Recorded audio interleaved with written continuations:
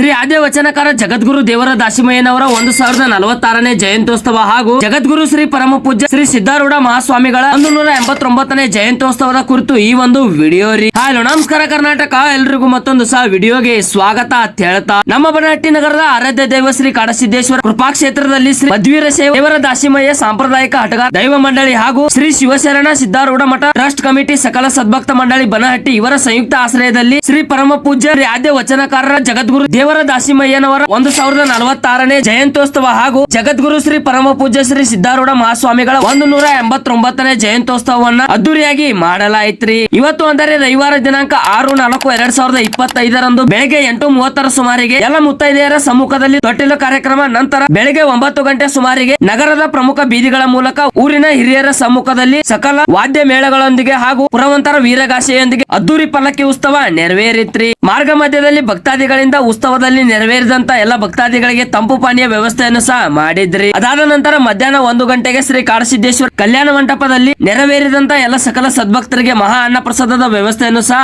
ಮಾಡಿದ್ರಿ.